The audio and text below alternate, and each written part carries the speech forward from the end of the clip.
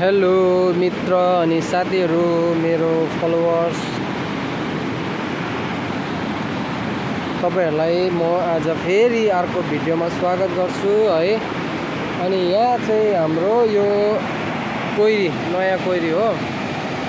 अनि ड्राइभरहरू है, ड्राइभर दाजुहरू कतिजना सामान नपाएर है, ढुङ्गाहरू नपाएर बस्नु भएको छ भने, बलुवा नपाएर बस्नु भएको छ भने यहाँ चाहिँ तपाईं आउनु सक्नुहुन्छ है। यो शिरवानी कोइरी भन्छ, यो खोलेको छ।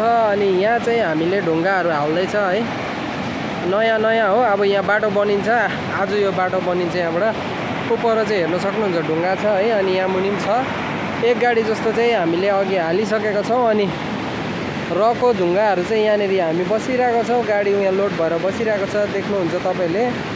अनि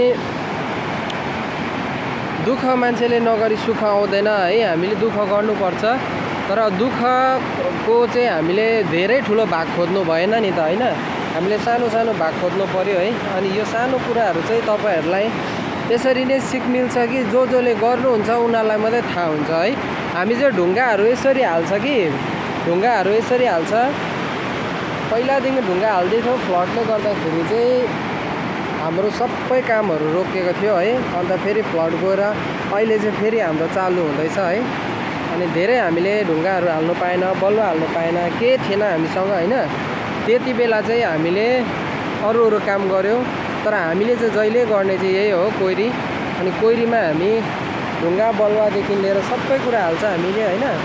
तपाईहरु हेर्नुहोस्। अनि यहाँनिर तपाईँ ड्राइभरहरूलाई चाहिँ है, अनि बलुवाहरू तपाईँहरूले पाउनु भएको छैन भने, ढुङ्गाहरू तपाईँलाई चाहिएको छ भने मेरो भिडियो हेरेर आउन सक्नुहुन्छ है।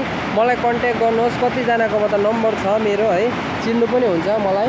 अनि नचिन्नु हुनेहरू नयाँ हुनुहुन्छ भने तपाईहरुले यो भिडियो हेरेर आउनु सक्नुहुन्छ नि। ल हुन्छ, धन्यवाद। आजको भिडियो यति नै, भोलिको लागि फेरि ल्याउने छु। अहिले हाम्रो मेसिन आउँदैछ, अब ढुङ्गाको लागि बाटो बनाइदिन्छ है, यहाँबाट बाटो खोल्ने हो।